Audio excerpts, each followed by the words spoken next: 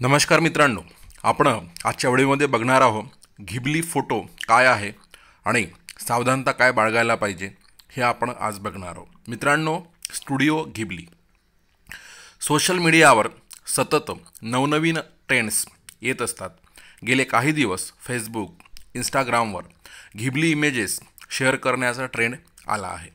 अनेक जण आपापले फोटो घिबली शैलीतल्या ॲनिमेटेड रूपात बदलून ते शेअर करत आहेत। आपले फोटो घिबली ट्रेंडमध्ये कसे कन्व्हर्ट करायचे हे सांगणारे खूप साऱ्या रील्स, ब्लॉग्स हेही त्यामुळे ट्रेंडिंग आहेत। साहजिकच हे घिबली नक्की काय आहे त्याचासुद्धा शोध घेतला जातोय।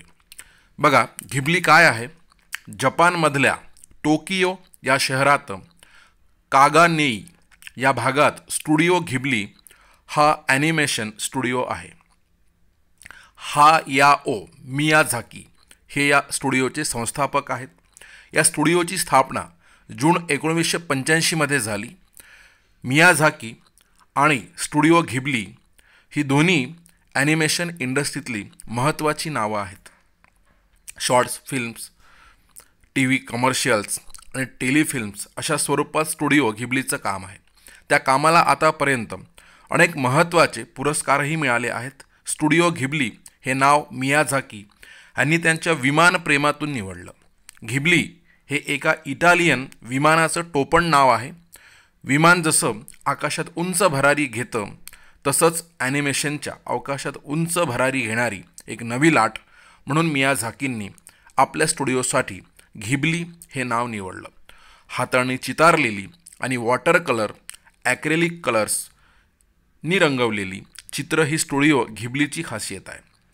आजही स्टुडिओ घिबली आपल्या ॲनिमेशन कलाकृती साकारताना हीच पारंपरिक पद्धत वापरण्याचा प्रयत्न करतात आणि कम्प्युटराइज ॲनिमेशन फार क्वचित वापरण्याचा त्यांचा प्रयत्न असतो। आपले फोटो आर्टिफिशियल इंटेलिजन्सच्या मदतीने स्टुडिओ घिबली शैलीत रूपांतरित करून ते सोशल मीडियावर शेअर करण्याचा ट्रेंड गेल्या काही दिवसापासून दिसून येत आहे। मात्र हे अनैतिक असल्याची चर्चा मियाझाकी आणि स्टुडिओ घिबलीच्या चाहत्यामध्ये आहे।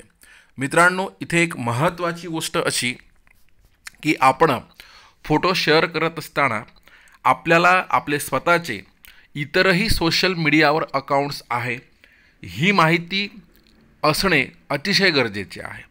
कारण हे जे ॲप आहे ज्याच्यामध्ये आपण फोटो तयार करत आहोत हे विदेशी आहे आणि महत्त्वाची गोष्ट याच्यामध्ये आपला जो सोशल मीडियाचे इतर अकाउंट्स, उदाहरणार्थ फेसबुक, इंस्टाग्राम, टेलिग्राम जे असतील त्याच्यावर सुद्धा आपले हे फोटो शेअर झालेले आहेत।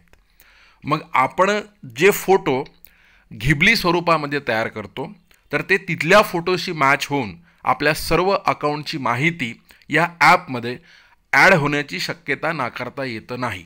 म्हणून आपली जी वैयक्तिक आणि खाजगी माहितीसुद्धा आपल्या नंबरसहित घिबलीमध्ये ॲड होऊन आपल्या माहितीचा पुढे भविष्यामध्ये गैरवापर होण्याची शक्यता असते। त्यामुळे आपण म्हणजे एखाद दुसरा फोटो आपण त्या ठिकाणी शेअर केला तर ठीक आहे, पण आपण जास्तीत जास्त फोटो घिबली स्वरूपामध्ये आणि आपले सर्व अख्ख्या कुटुंबियांचे, आपले सर्वांचे आणि काही म्हणजे खाजगी फोटोसुद्धा आपण त्या ठिकाणी शेअर करत असू तर आपण त्यापासून सावधान व्हायला पाहिजे।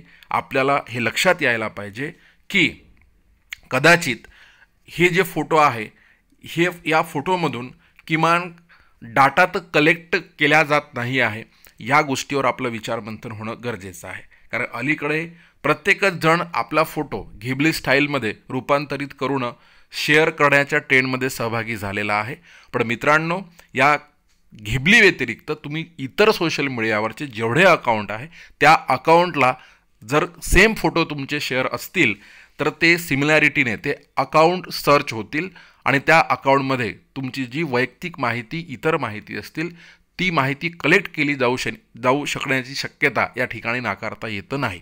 म्हणून सर्वांना एक निवेदन आहे की आपण शेअर करत असताना निव्वळ दररोज आणि खूप सारे फोटो त्या ठिकाणी शेअर केल्यास आपले फोटो आपले ज्या इतर अकाउंटवर आहे तिथे सुद्धा मॅच होतात।